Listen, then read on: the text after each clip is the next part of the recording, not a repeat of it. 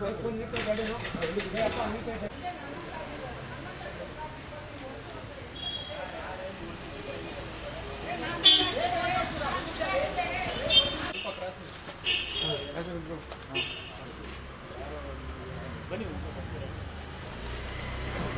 ಹೆಸರು ಸರ್? ನನ್ನ ಹೆಸರು ರಾಜು ಎಸ್ ಎಚ್. ರಾಜು ಅಂತ ಸರ್.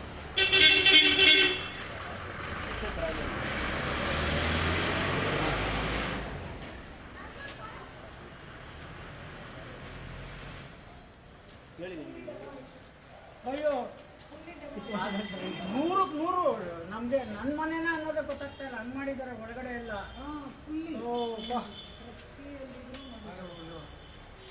ಹೋಟೆಲ್ ನಮ್ಮಂತ ಕಂಟೆಂಟ್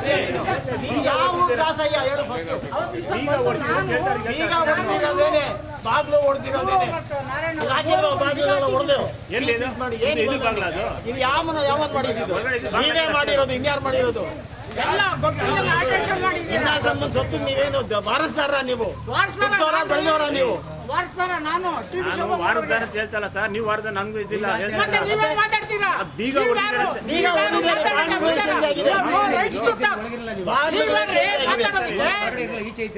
ನಿಂದ ಪ್ರಾಪರ್ಟಿ ಅದು, ನಿಂದ ಪ್ರಾಪರ್ಟಿ ಅದು.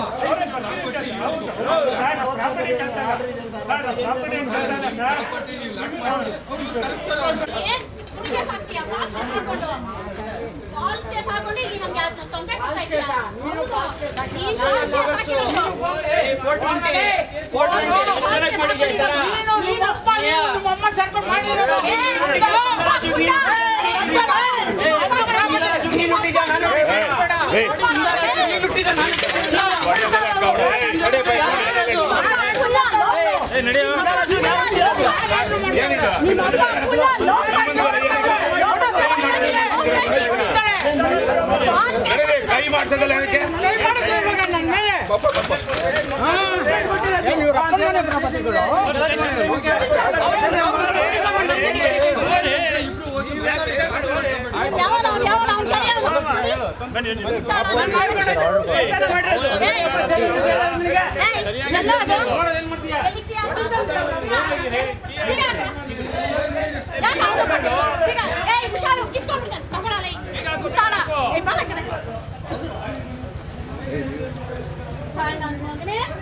ಯಾವ ನೀವು ಫಾಲ್ಸ್ ಕೇಸ್ ಹಾಕ್ಕೊಳ್ತೀವಿ, ಕಂಡು ಪ್ರಾಪರ್ಟಿ ಹೊಡ್ಕೊಳಕ್ ಬಂದಿದ್ಯಾ?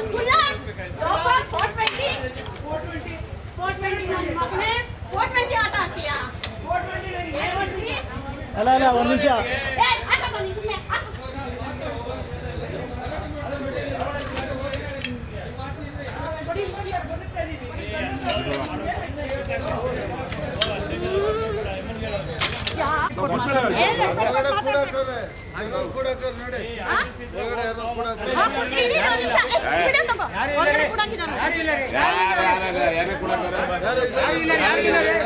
ಯಾರು ಹೇಳಿದರು? ಸ್ವಲ್ಪ ಸೈಡ್ ಬನ್ನಿ, ಸೈಡ್ ಬನ್ನಿ ಸರ್. ಇಲ್ಲೂ ಒಂದು ಹಾಕೋಣ.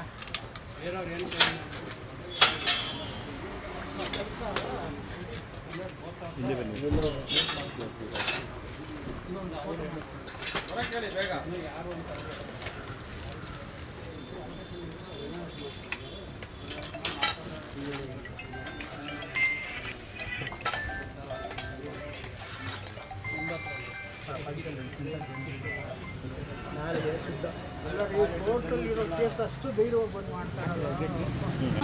ನಮ್ಮ ತಾಯಿಯವರು ಟಿ ಪಿ ಶಿವವರು ಅವ್ರಿಗೆ ಕೇಸ್ ಹಾಕಿದ್ರು. ಕೇಸ್ ಹಾಕಿದಾಗ ಕೋರ್ಟಲ್ಲಿ ನಮ್ಮಂತೆ ಆಗಿದೆ ಅದು ಕೇಸು. ಇವರು ನಿರ್ಮಲಾನವರು ಹೈಯರ್ ಕೋರ್ಟ್ಗೆ ಹೋಗಿದ್ದಾರೆ. ಸೆಕೆಂಡ್ರಿ ಇದು ತೀರ್ಮಾನ ಸ್ಟೇಟಸ್ಗೂ ನಾವೇ ಇದ್ದೀವಿ, ನಾವೇ ಮೇಂಟೈನ್ ಮಾಡಬೇಕು ಅಂತ ಇದ್ದೀವಿ. ಆದರೆ ಇವರು ಅತಿಕ್ರಮಣ ಪ್ರವೇಶ ಮಾಡಿ ಯಾರ್ಯಾರಿಗೂ ಏನೋ ಕೊಟ್ಟು ಮಾಡಿದ್ದಾರೆ. ನಾನು ಸ್ವಲ್ಪ ದಿವಸ ಎಲ್ಲ ಟೂರ್ಗೆ ಇದಕ್ಕೆ ಹೋಗಿದ್ದಾರೆ. ಸೊ ಅದಕ್ಕಾಗಿ ಈಗ ನಾನು ಬಂದು ಈಗ ಇದನ್ನು ಬೀಗ ಹಾಕ್ತಾ ಇದ್ದೀನಿ. Because when it is in the court of law how can they make their ಇದು. ಆಮೇಲೆ ಇನ್ನೂ ಒಂದು ಇದರಲ್ಲಿ ವಿಚಾರ ಇದೆ ಏನಂತ ಅಂದರೆ ಅವ್ರ ಮಗನಿಗೆ ಏನೋ ಮಾಡ್ಕೊಂಡಿದ್ದಾರೆ ಅವರು, ಅದು ಸೆಕೆಂಡ್ರಿ. ಏನೇನು ಮಾಡ್ಕೊಂಡು secondary. But when it is in the court of law it's contempt of court ಆಗ್ತದೆ. ಇದು ಕೋರ್ಟಲ್ಲಿ ನಡೀತಿರೋ ಕೇಸಲ್ಲಿ ಅದೇ ಒಂದು ಇವರು ಇದು ಅತಿಕ್ರಮಣ ಪ್ರವೇಶ ಮಾಡ್ತಾರೆ. ಇವ್ರು ಬಂದಿದ್ದು ನಿಮ್ಗೆ ಯಾವಾಗ ಗೊತ್ತಾಯ್ತು?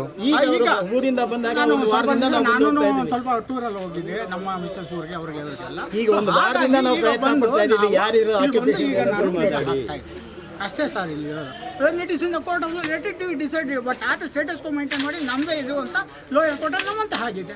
ಆಗಿರುವಾಗ ನಾನಾಗಿ ಬರಬಾರ್ದು. ಅದನ್ನ ವೆಕೇಟ್ ಮಾಡ್ತಿದ್ದು ಒಬ್ರು ಬರ್ಬೋದು. ಇವಾಗ ಇಲ್ಲಿ ಲೀಸಿಗೆ ಬಂದಿರೋ ನಿಮ್ಗೆ ಯಾರು ಗೊತ್ತಿಲ್ಲ. ಹೂ ಆರ್ ದೇ ಅಂತ ಇವಾಗ ಫೋನಲ್ಲಿ ಸರ್ ಮಾಡ್ತಾರೆ. ಇವಾಗ ಡಿಸಿಷನ್ ಆಗಿರೋದು ಇವ್ರಿಗೆ, ಇವ್ರಿಗೆ ಎಗೇನಿಸ್ಟ್ ಆಗಿ ಹೋಗಿರೋರು ನಾವು, ನಮ್ಮ ಇಬ್ಬರಿಗೂ ಅಲ್ದ 3ನೇವ್ರು ಮಾಡ್ಕೊಂಡಿರೋದು ಇದು. ನಿಮ್ಗೆ ಗೊತ್ತಿಲ್ದಂಗೆ ಅವ್ರು ಬಂದಿದ್ದಾರೆ. ಬಂದಿರೋದು ಈಗ ಮಾತ್ರ ಗೊತ್ತಾಗಿದೆ. ಅದನ್ನ ನಾವು ಆಚೆ ಕಳಿಸ್ತಾ ಇದ್ದೀವಿ. ಸರಿ. Application ಬಿಡೋದಕ್ಕೆ ತಯಾರಾಗಿದೆ. Okay. When it is in the court of law, occupy. It is against the contempt of court ಆಗ್ತದೆ. ಹೈಯರ್ ಕೋರ್ಟಲ್ಲಿ ಏನು ಡಿಸಿಷನ್ ಆಗುತ್ತೋ ಆಗುತ್ತೆ. ಅಲ್ಲಿವರೆಗೂ ನೀವು ಮೇಂಟೈನ್ ಮಾಡ್ಕೊಳ್ಳಿ ಅಂತ ನಮ್ಗೆ ಹೇಳಿದ್ದಾರೆ. ಕೋರ್ಟ್ ಆರ್ಡರ್ ಇದೆ, ಪ್ರತಿಯೊಂದು ಇದೆ. ಸುಮ್ಮನೆ ನಾವು ಬಂದು ಏನೂ ಮಾಡ್ಲಿಕ್ಕೆ ಆಗೋದಿಲ್ಲ. ಸೊ ಹೀಗಾಗಿ I am locking this property. Okay, thank you. OS number 591 ಈ ಹಿಂದೆ ಕಾಣಿಸ್ತಾ ಇರೋಂಥ ಮನೆ ನನ್ನ ಚಿಕ್ಕಮ್ಮನಾದಂಥ ಇನ್ನಾಸಮ್ಮ ಅವರು ಸೇರಿದಂಥ ಮನೆ. 96ನೇ ವಯಸ್ಸಲ್ಲಿ ತೀರೋದ್ರೆ ಇದಕ್ಕೆ ಇರುವಂಥ ವಾರಸುದಾರರೆಲ್ಲ ಸೇರಿಕೊಂಡು ಕೇಸ್ ಹಾಕಿದ್ರು. ಆ ಕೇಸಲ್ಲಿ ನಮ್ಮ ಚಿಕ್ಕಮ್ಮ ಒಬ್ಬರು TP ಶೋಭಾ ಅಂತ ಇಂಡಿಪೆಂಡೆಂಟ್ ಆಗಿ ಒಂದು ಕೇಸ್ ಹಾಕಿದ್ರು. ಕೋರ್ಟಲ್ಲಿ ನಾನಾ ಕಾರಣಗಳಿಂದ ಆ TP ಶೋಭಾ ಅವ್ರ ಮಗ ಆದ ರಾಜುಗೆ ಎಸ್ ಎಂ ರಾಜುಗೆ ಈ ಮನೆ ಸೇರಿ ಅಂತ ಕೋರ್ಟ್ ತೀರ್ಮಾನ ಕೊಟ್ಟಿದೆ.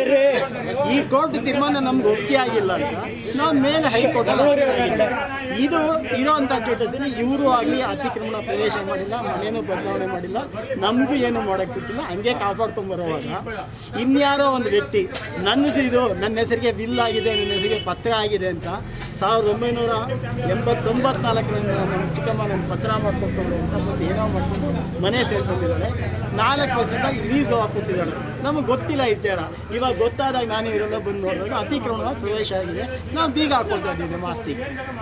ನಮ್ಮ ಆಸ್ತಿ ಏನು ಕೋರ್ಟ್ ತೀರ್ಮಾನ ಹಾಕ್ಕೊಟ್ಟಿದೆ ಆಸ್ತಿಗೆ ತೀರ್ಮಾನ, ಆ ಆಸ್ತಿಗೆ ನಾವು ಬೀಗ ಹಾಕ್ಕೊಳ್ತಾ ಇದ್ವಿ. ಅದಕ್ಕೆ ಏನಂದರೆ ಇವಾಗ ಇಲ್ಲಿ ಯಾರೋ ಒಬ್ಬರಿಗೆ ಲೀಸ್ ಕೊಟ್ಟಿದ್ದಾರೆ ಅವ್ರು ನಮಗೆ ಬೀಗ ಹಾಕ್ಬಿಡಿ ಇದು ನಮ್ಮದು ಆಸ್ತಿ ಅಂತ ಕೇಳ್ತಾ ಇದ್ದಾರೆ. ಕೋರ್ಟ್ ಪ್ರಕಾರ ಲೋಯರ್ ಕೋರ್ಟಲ್ಲಿ OS ಪ್ರಕಾರ ತೀರ್ಮಾನ ಆಗಿರೋ ತೀರ್ಮಾನನ ಮುಖ್ಯನೋ ಅಥವಾ EMI ತಗೊಂಡಿರೋ ಲೈಟ್ ಬಿಲ್ ಮುಖ್ಯನೋ ನಮ್ಗೆ ಗೊತ್ತಾಗ್ತಾ ಇದೆ. ತೀರ್ಮಾನ ಇವತ್ತು ಕೋರ್ಟಲ್ಲಿದೆ, ಏನಿದೆ ಸ್ಟ್ಯಾಟಿಕ್ ಮೇಂಟೈನ್ ಮಾಡಿ, ಮುಂದೆ ಹೈಕೋರ್ಟಲ್ಲಿ RSI ಏನಿದೆ ಅದು ತೀರ್ಮಾನ ಕೊಟ್ಮೇಲೆ ನೀವು ಹಂಚ್ಕೊಳ್ಳಿ ಅಂತೇಳಿದೆ. ಅಷ್ಟಲ್ಲಿ ಇದಾಗಿ ಯಾಕೆ ಅರ್ಜೆಂಟು? EMIಗೆ ಯಾವ ಅಧಿಕಾರದ ಮೇಲೆ ಈ ಥರ ಮಾಡ್ತಾ ಇದ್ದಾಳೆ? ಇವತ್ತು ಹಕ್ಕದಾರ ಇವನು.